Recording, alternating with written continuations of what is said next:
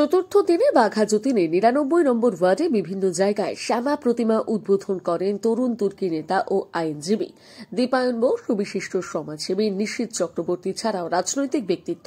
প্রতিটা পুজো মণ্ডপে মঙ্গল প্রদীপ জ্বালিয়ে শুভদ্বার উন্মোচন করেন।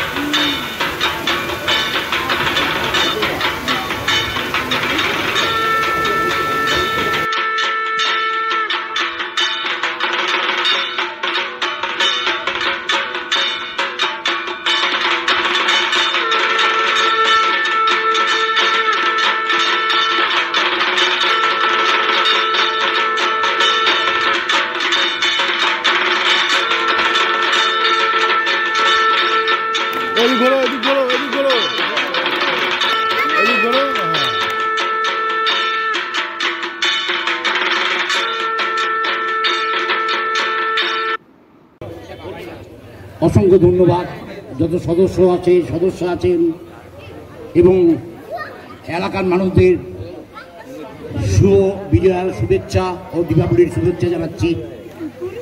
দেখুন, এই যুব সংঘ শুধু এই পূজার মধ্যেই ব্যস্ত থাকে না। এই যুব সংঘ, আমরা সবসময় এই যুব সংঘের সঙ্গে হাতে হাত মিলিয়ে থাকি।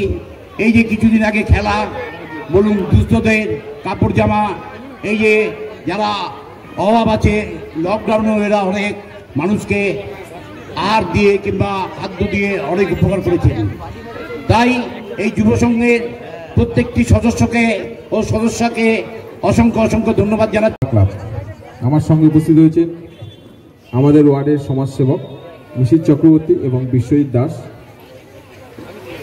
এই ক্লাবের সভাপতি খারাপ ভাবে, তাই সকলকে একটা কথাই বলবো যে সুন্দর কালী পুজোটা এসে দেখছি, খুব সুন্দর কালী পুজো হয়েছে।